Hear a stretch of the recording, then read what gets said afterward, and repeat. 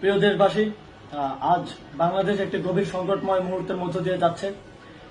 এখন পর্যন্ত আমাদের প্রাপ্ত খবর অনুযায়ী আওয়ামী লীগ, ছাত্রলীগ, যুবলীগের সন্ত্রাসীরা গুলি করে কুপিয়ে প্রায় 30-এর অধিক শিক্ষার ছাত্র জনতাকে হত্যা করেছে এবং দিন শেষ হতে হতে এই সংখ্যাটা কোথায় গিয়ে দাঁড়ায় আমরা জানি না।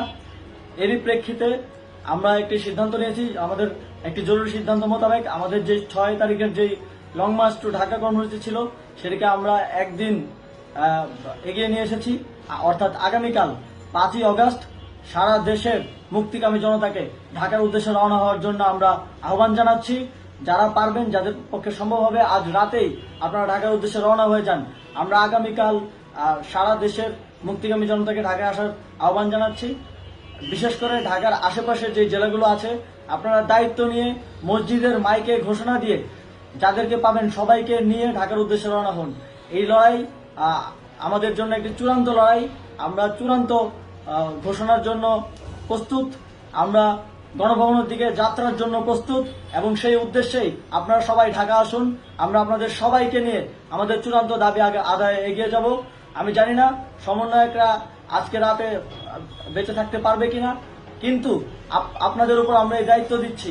আপনারা সবাই নিজ দায়িত্বে ঢাকায় আসবেন আগামীকাল এবং পরশু পরিস্থিতি বিবেচনা করে পরশু গণভবনের দিকে 4 দিক থেকে আমরা রওনা হব।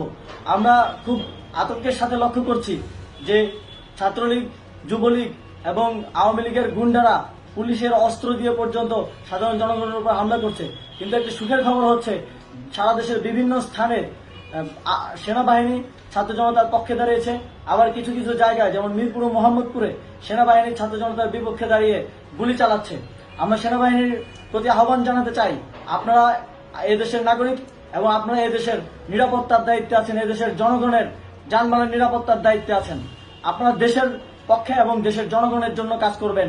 কোনো খুনি সরকারের জন্য, কোনো খুনি রাজনৈতিক দলের জন্য কাজ করবেন না। এটি এদেশের জনগণ আপনাদের থেকে প্রত্যাশা করে।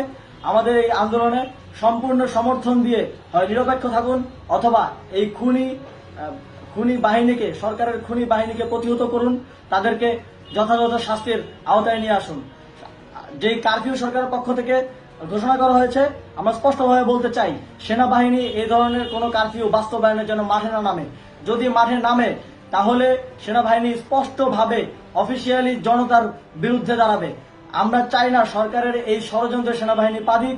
সেনাবাহিনীকে জনতার বিরুদ্ধে দাঁড়ানোর যে ষড়যন্ত্র সরকার রচনা করছে সেটিতে সেনাবাহিনী পা দিবে না, এই বিশ্বাস আমরা রাখতে চাই।